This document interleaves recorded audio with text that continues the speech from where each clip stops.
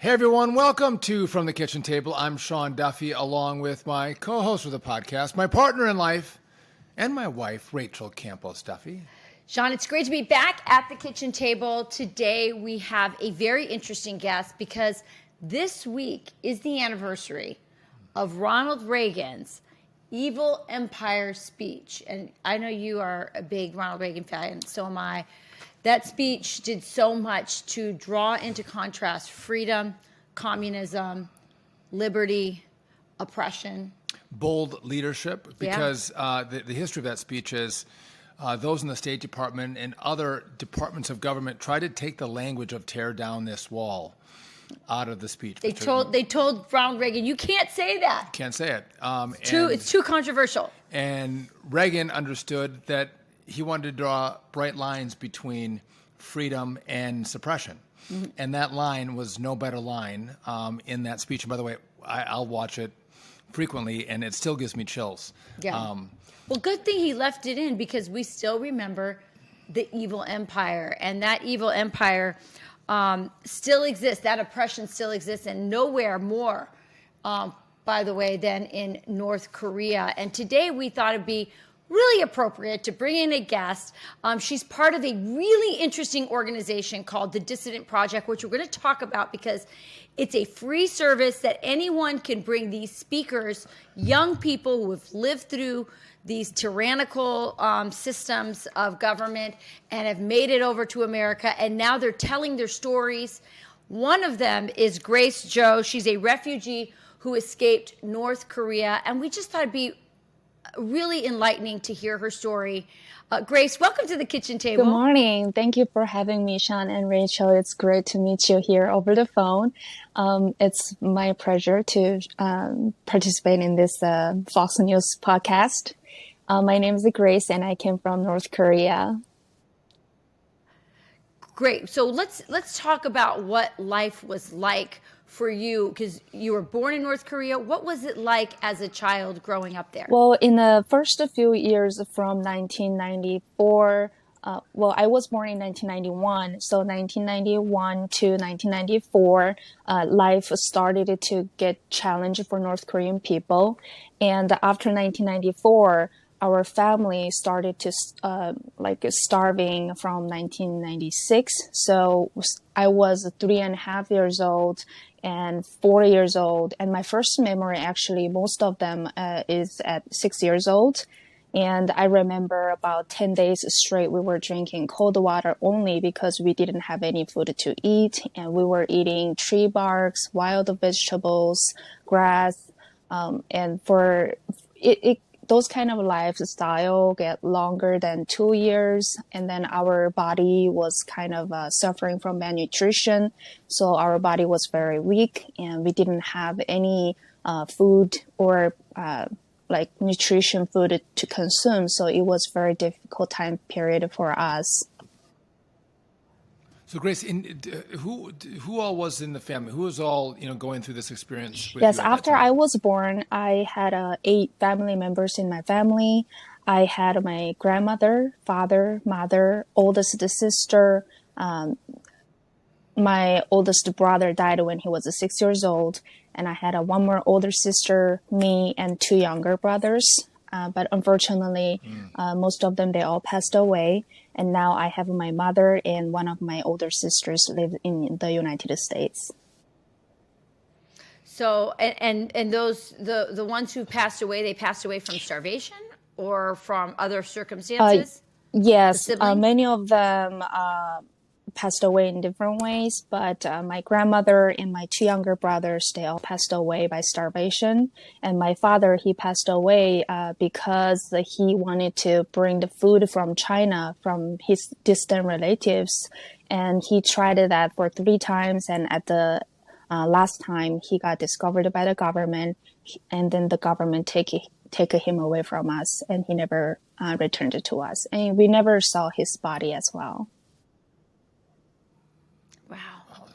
It's so, like, as parents ourselves, I can't imagine. I mean, I think about you as children going through these difficulties, but the burden on your parents to, want to feed you and the risk that your father took try and feed you, and then ultimately getting caught by the North Korean government. So can you give us some of our listeners a little background into North Korea, into why families were starving and why there was what was happening in the government, that there was no support and no resources? Sure. So I often hear from my mom that when she was young, we had a lot of food to eat, and the government gave us a lot of like a peach or seafood a monthly basis. So they had enough of food for that time, but they didn't have enough clothes and shoes to wear because there's nothing they can buy.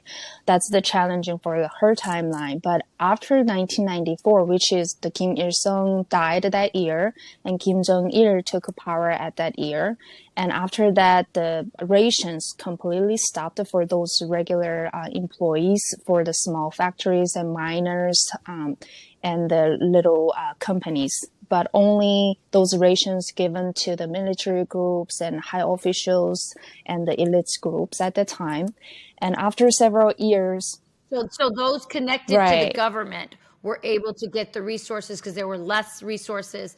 So that's Right. where they So were from going to. 1994, they started to cut down the resources to those people. And around 1996, almost all the people from the countryside, they were barely getting the rations.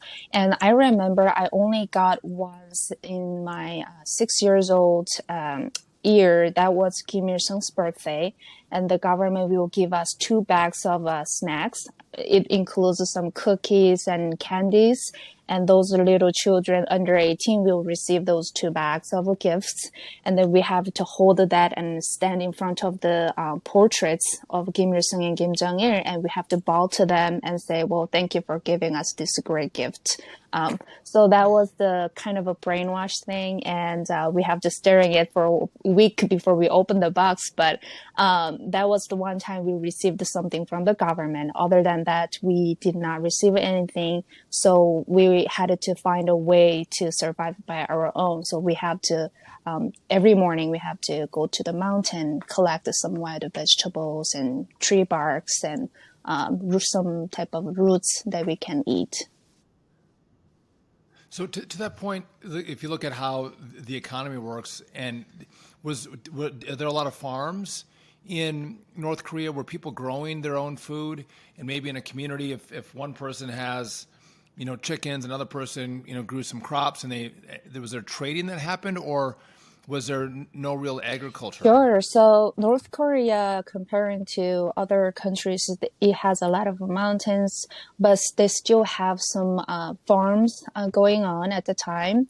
However, all those farms belong to the government because when the Kim Il-sung taken power, the North Korea got independent and become the communist country, and the government became the whole full power. So all the belongings in society belong to the government. So even though we have running the farms and even though we are growing a lot of corns and crops, at the end of the fall season, we all have to return those collections to the government. And then the government will take some portions out of it and give to those farmers. So basically, even though we are growing and work so hard for the whole season, we are not be able to get enough food for the families. Right. The government reappropriated all the land from all the private farmers and took over. What was your dad's job? My father's original job was he worked in a Musan city. There's a big factory that actually mines out the metal extract the metals from the stone. So there's one big factory there. I mean, the mine work. He worked at there, but his raised father suggested him to go to the countryside. That's why we all moved to the countryside. And after he moved to the countryside, he was cutting the woods and then make a nice thin wood trunk and then export them to the city. And the government will take that and trade it with China.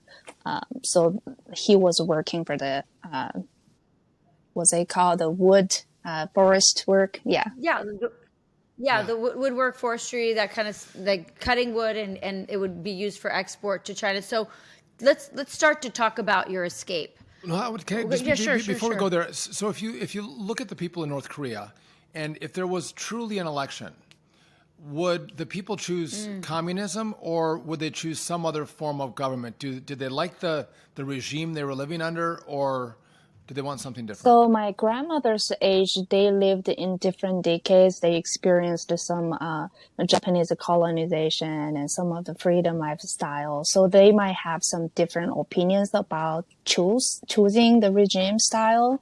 However, current generation, we were brainwashed since we were like about 4 or 5 years old, since when we start to speak. So we only know about North Korean regime, and the education system in North Korea are teaching that North Korea is the best country over the world, and South Korea is a poor, America is the biggest enemy, and we are proud of ourselves, and all those great things that we taught since in school. So we barely know about the outside of the world.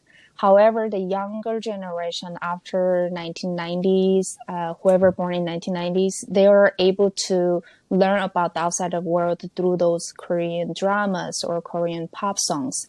Of course, those are illegal activities, but they will find a way to watch those because those are not be able to find in North Korea. So now there's many people, they kind of know about the world outside of North Korea. However, they have not a choice in North Korea. So if I want to make a choice, then I have to escape my country. And then that's dangerous road. Yeah, that's so interesting. You know, back in the 80s, there were also a few television shows that made their way into the Eastern Bloc countries, and people were like, "Oh, wait, people live like that." And it's interesting how popular culture and shows can give people a window into the world that their government's trying to hide them. So what you're telling us is that indoctrination works. Well, it worked somewhat that they, you know, you said those who had experienced North Korea before communism had, you know, if, as Sean had said, if you had been put the vote to them, they would not have voted for it. But those who were sort of in the indoctrinated school system didn't know anything else and were believing some of the government lies. Yes, so the brainwash was very powerful because even the foreigners, when they visit to North Korea and several times and they come back, and I met some of those people at the events, but they also saying that, oh, North Korea regime was great. I mean, how does brainwash worked in Pyongyang when they visit there? So the North Korean regime, they are smart and they're studying examples from other countries like East Germany and South Germany was the great example. Soviet Union was the great example. So they're learning example and they're tilting the information, upgrading their lecture systems, and then they're brainwashing their people.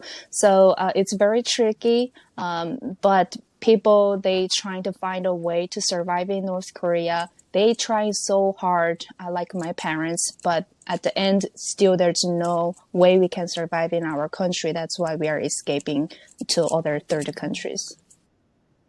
I don't want to get to that in a second. I find it interesting that in North Korea, they're trying to teach their people to love their Yes. country. But in America, we're trying to teach our children to hate our country, which is just a interesting note. But is there a Second Amendment in North Korea? Can people own firearms? So if a group of people said, I want to push back, I want to fight back against a tyrannical government, I have a means to do that. Can you own a personal firearm in North Korea? If you did something that's against the law, which is the Supreme Law or the 15th principles of North Korean law, which is similar to the Ten Commandments from Bible, because Ten Commandment Bible, we were saying that the God is the supreme God, and we cannot have other God than our God, right? So in North Korea, we also have that similar principle that instead of Kim Il-sung and Kim Jong-il, the supreme law, we cannot have other religion or the other group of parties that we have to follow.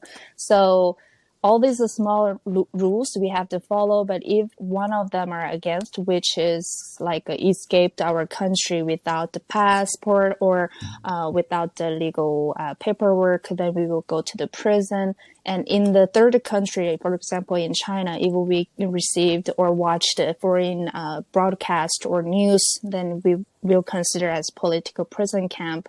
If we met the foreigners or went to the church, then also consider as political prison camps. So many categories. It's in Western world is very common and it's freedom to do it. But in North Korea, it's the big serious crime category. So many people, they go to the political prison camps and they will live forever in there until they die.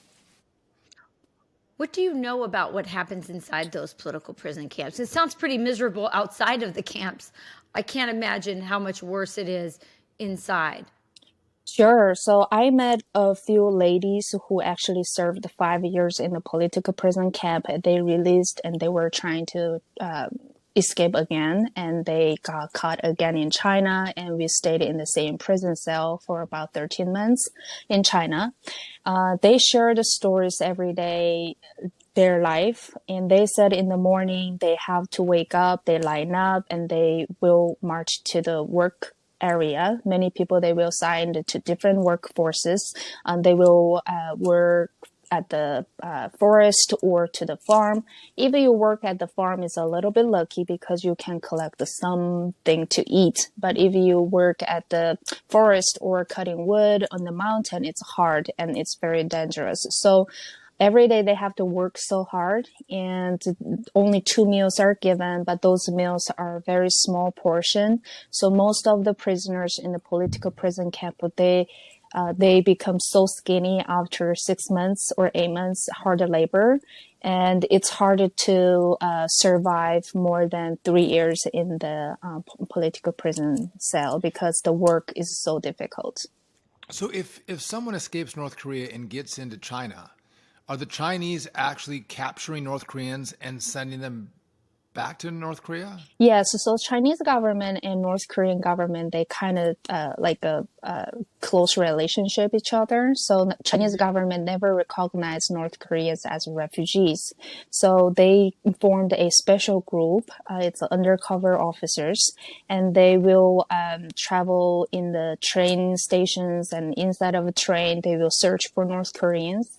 And when they find out suspicious people, then they will reach to them and check their IDs. And even as North Koreans, we don't have IDs to prove. So if we say we don't have it, then they will take us to the local officer office and do some interview. And if it's confirmed, then they will send us back to North Korea.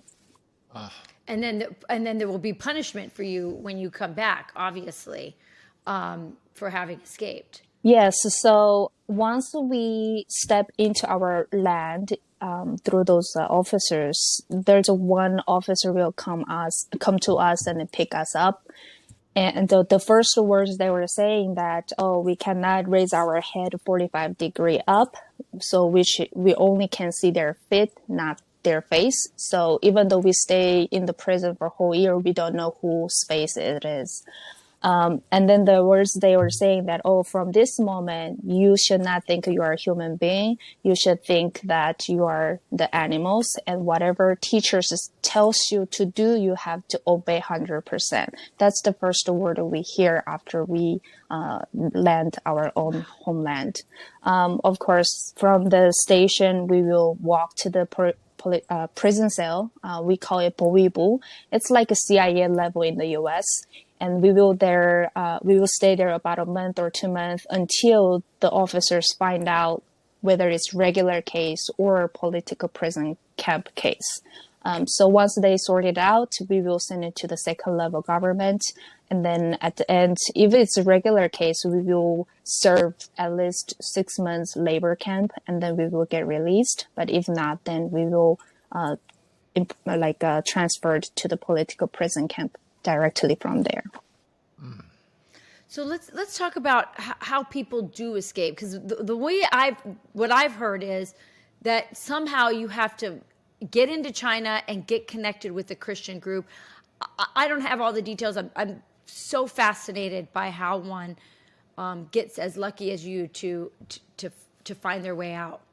Sure. So my family actually, because my mom and my dad, they went to China 3 times before we all got caught in North Korea. So they kind of knew about the path to China. And after my father passed away, my mom remembered that path and she carried me on her backpack. And she was holding my sister's hand.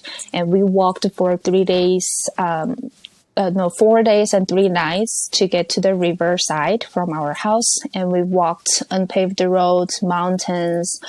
We have to make our way to get there. And once we reached to the river, it was called the Tumen River. That's border between China and North Korea. And the river was a little bit wide, but not very wide. So the whole trip took about 45 minutes for us to cross the river. And you were how old, Grace? The first time I was 6 years, and total I escaped 3 times. So that was in 1998, July 18th. That was a summertime, and we crossed around 12 p.m. noon. It was a bright day. Water level reached to my mom's hip, my sister's chest, and I was at my mom's back. So I was watching under the water. But it was very challenging, and it was very like a fearful moment for us to cross the river. Yeah. Amazing. So you said you did it 3 times. So you were caught the first 2 times? Yes. So that was first time. And after 3 years later, I got caught, and I was 12 years old at the time. And we sent her back to North Korea from Dandong, China. We were trying to go to South Korea to find a freedom, because for those years, we realized that we cannot find the freedom in China. So we were hoping to go to South Korea and get the protection. But on the road, we were not lucky enough. So we all got caught, and 12 people in our group all got caught together. We sent back to North Korea, and we stayed in the prison for a month. And then I sent it to the orphanage shelter. So I was transferring from orphanage shelter from city to city until I get to my hometown. And of course, I escaped in the middle, and I went to different city, and finally went to my hometown and waiting for my mom and my sister get released from the prison. But it was a long journey. However, at that time when we escaped, my mom bribed one of the soldier who guards the border, and we were able to cross the river at night. It was winter time, so we had to walk the ice. Oh my God, when the ice cracking, it was really like touching our nerves. It was a very intimidating moment. And this was the last time that you crossed? No, actually, that was my second time. That's the second time. Right. Oh my goodness. Okay, so then you at this point, you're around 12? Yes, I was 12 You're years around old. 12. You get into China. How long do you last in China before you're caught again? And I got caught again in 14 years old. Okay, that so was you're 2005. Yeah. Okay. And And while you're in China, how are you surviving in China in terms of work and your mother and whatnot? How are you eating there? How are you surviving? yeah, so I really love all the people, even though from North Korea or China, but I hate their system, the government systems. So after we come to China, of course, we met some good people around the village, and they fed us first, and then they gave us clothes to change. So we did get help from those Chinese citizens a lot. That's how we can survive. Yeah. That's awesome. So tell us about the final time, the 3rd time.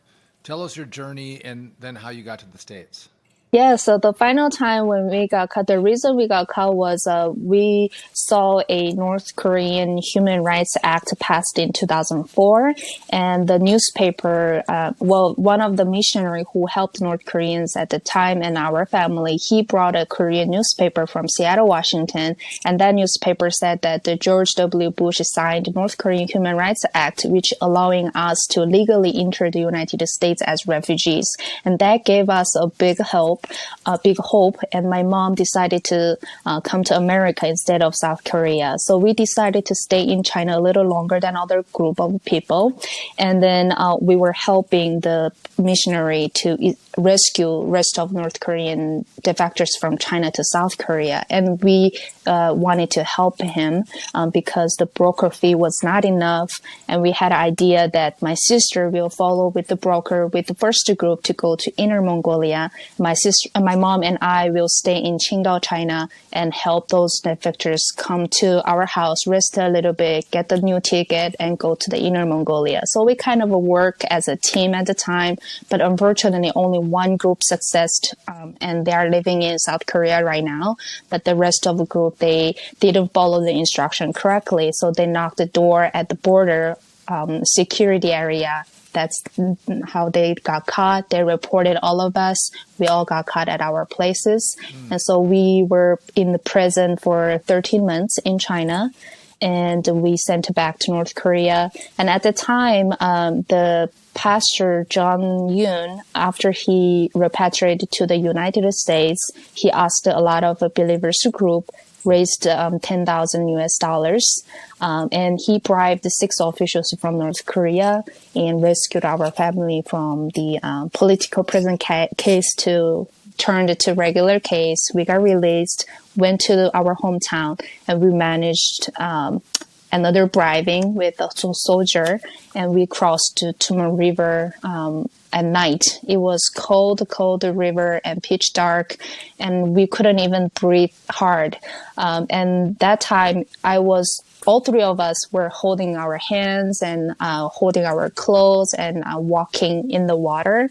But the water reached to my mouth area, so I have to tiptoe myself and be able to not drink the river water. But after we get to the China side, it's not even safe either, because that was the cross-border area with camera installed in China side. So we have to be very, very careful.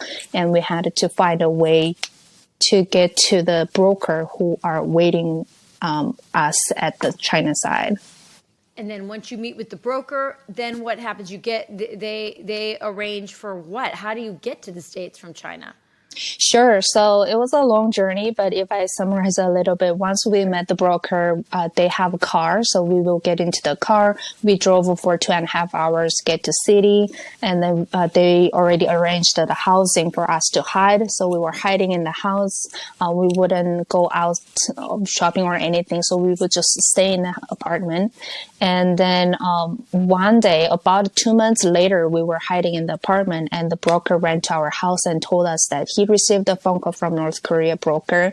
And he said that those 6 officials who got paid, they had arguments themselves and reported each other, and they all got trouble in North Korea, and they're looking for our family. So as soon as possible, we cannot stay in the border side. We have to go somewhere deeper and run away as far as possible. That's what the broker told the pastor in China. So we were so scared. And then next day we drove another van. And then we drove more than 15 hours straight to get to the Beijing, China. And at the time, our stories and our document was already submitted to UN at the time. And UN already had our names. So we contacted the pastor called the UN office, and then they had a communication, and we finally got protected under the UNHCR office in Beijing, China. And then you had a flight out to where? Yeah, so at the UN's protection, we had one apartment. About more than 20 North Korean defectors were there at the time. And after 15 months later, we finally got the news that, we got the document and we can fly to America. So that was March 21st, 2008. And we were flying directly from China to USA. And we stopped at Tokyo, China for 2.5 hours for transportation. And you land, so you're how old, by the way, at this point? At that time, I was 16 and a half years old. Wow, I mean, it feels like you lived like 20 lives until you were 16. It's just an incredible story. And you land where in the United States? It was a Chicago International Airport. It was a huge, and we were doing fingerprints and taking pictures and all the legal documents. And we stayed in Chicago hotel for one night. And the next day we took another flight to Seattle, Washington, which was our first residential state. So when you got to the States, what was and obviously you lived in China for some time, what was your view when you got to the States? Oh, actually, it was a funny story. When we before landed to Seattle, Seattle is like a forest state, right? So on the plane, when we see it, everything is a tree and green, and we barely see the houses. So ourselves, we were talking, oh, there's all the trees, just like in my hometown country. Is the U.S. gonna send us to the countryside because we came from North Korea? But it was surprising because at the airport, after we landed, it was a big city, beautiful. A lot of city life is developed there. So it was a shocking moment. And the pastor actually, he was living there, and he ran to us with about almost 10 people holding with the cameras. So we don't even know what's going on, but it was a very exciting moment. Wow. So what is you get to Seattle. How do you get used to being in America? How do they acclimate you? And what are your impressions of just life in America? Well, basically, until I was 17 years old that year, I did not have any education in China because we were hiding. So I felt like my brain was like just blank page. And after I came to America, I was just drawing or writing on the blank page. So every single step was new to us, even the writing check or paying the phone bill, paying the rent, everything was new to us. So we have to learn step by step from the church members, or we have to find a way to learn it. And those learning process took, I think for me, it took about 6 years. And after 10 years later, I can feel like, oh, I know what's the American system runs, and I know what to do. But realizing the freedom, I think it took about 2 years. So when you look at your experience in North Korea, and then now you've been here for 15 years, any lessons that we should learn, any warning signs that you see today in the U.S. from what you experienced in North Korea? Well, I just feel like my life in the U.S. is so blessed. Everywhere I go or whatever I do, even though I'm in college, it's such a blessing. So I would like to tell the American citizens that I know a lot of challenges going on in the U.S. and a lot of difficulties we are facing every day. However, comparing to my country, it's a wonderful and one of the best country I'm living in right now. So I hope everyone can be more happier and be able to protect this freedom country for the future.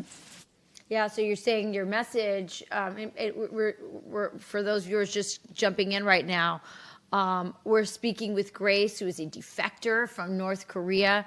Her story is, I mean, the escape sounds like a movie, and it just riveting. But then you come to the United States, and do you feel that Americans are not as grateful, that maybe they need to see what other countries are like, and that's why you're part of this Dissident Project, to let people know what life is like in countries where you don't have freedom?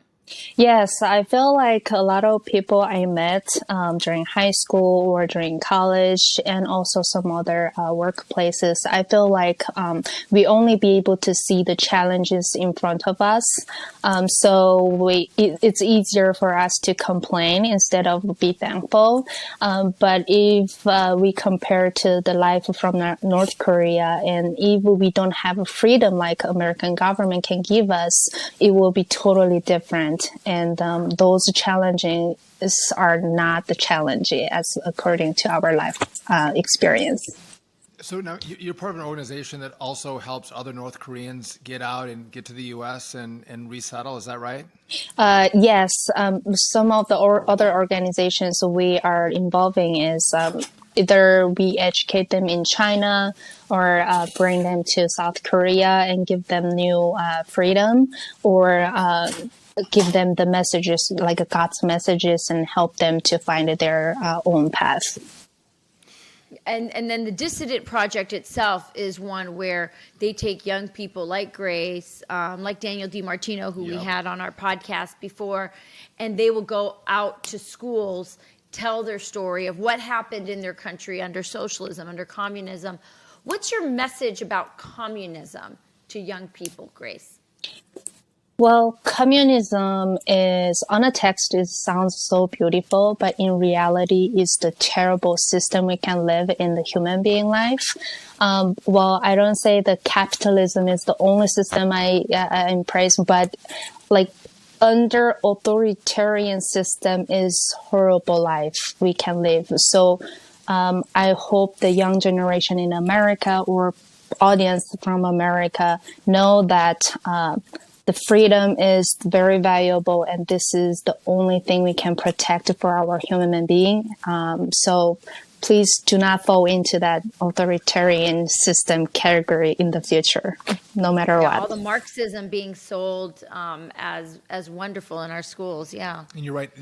When you sell communism or Marxism, it looks beautiful on paper. Socialism, there's equity. There's, everyone shares, and it's a beautiful system. I don't think when people look at history, it's never worked. And it's if it's going to, in air quotes, work, it's only through an authoritarian regime that enforces this distribution, where you don't get to keep the fruits of your labor. Everyone shares, and then people start to slide in their work, and people starve, and you experience that yourself. So what does your mom do now? So you're here with your mom. Is it your sister with you too? Yes. So it's your mom, your sister, and you. Is that correct? Is that who survived and made it over? Yes, only 3 of us survived out of 8. Oh, it's just so heartbreaking. And what does your mom and your sister do now? My mom is working full-time at a spa, and she learned a new skill, and she's enjoying right now. And my sister, she is working as a manager at the American Deli. It's a fried chicken place, and she is enjoying it. And I'm a college student at Savannah College of Art and Design. Oh, that's such a wonderful place. And so you're studying design, is that right? Yes, I'm learning about interior design. So hoping one day when my country regime falls and the door opens, I can go into North Korea and rebuild the cities. Well, Wow. and by the way, Savannah is gorgeous. It is. Yeah, It and is. that school it's so well known for that. So do you think that is a possibility? Do you think the North Korean regime will fall? Well, as North Korean defectors, we do see the hope. The regime might fall one day, and it's coming soon, because in the history of the Bible, we also see not the third generation power maintains and give to the next generation. So we're hoping that. And then also the Kim Jong-un's health was not really good at this point, and the next inherent leader is not founded yet. So a lot of conflicts in the government side. We're kind of seeing the hope that something gonna happen in North Korea in the near future. No doubt. Well, listen, Grace, Can I ask one more question before we let you go? How much I hear you talk about the Christian pastors who saved you. How much was your Christian faith a part of your journey? So since I was 10 years old, I met 2 young Korean Chinese pastors in China, and that's how we learned about the Bible from them. And since then, somehow God sent us so great people near us, protected us from all those dangerous moments. And then when I was 13 years old, I strongly believed His presence. And since then, all my decisions, all my daily begins will start with His guidance. So I would say He was the only friends, parents, and my spiritual father. Listen, amazing journey. your story is amazing, and you're one of the lucky ones who was able to get out. And I love your message that be grateful for your freedom. You're right, because those who come from a place that didn't have freedom know how we should be so thankful every day that we have the liberty and freedom in this country. And again, you are an inspiration, and we thank you for sharing your story. Yeah, thank you for sharing your story, Grace. I hope people will reach out to the Dissident Project. If you think your school, your junior high, your high school, your elementary school can benefit from hearing the real life stories of people who have lived under these evil empires, whether it's in the Eastern Bloc countries, Venezuela, Cuba, North Korea, people have escaped and understand what it's like to live under those systems of government and have an appreciation for the kind of freedom we have here. And also thank you, Grace, for the reminder that you gave us that when you went to China, it's the system that's evil. The people were good, and they helped you escape. And that's such an important, message for us to remember as we all pray for an end to communism, socialism, and oppression. Grace, you are an inspiration. Thank you for joining us. Encourage people to look up, again, the Dissident Project online, and you can bring Grace and others into your schools to help educate young people. Grace, God bless you. Thank you so much. Thank you.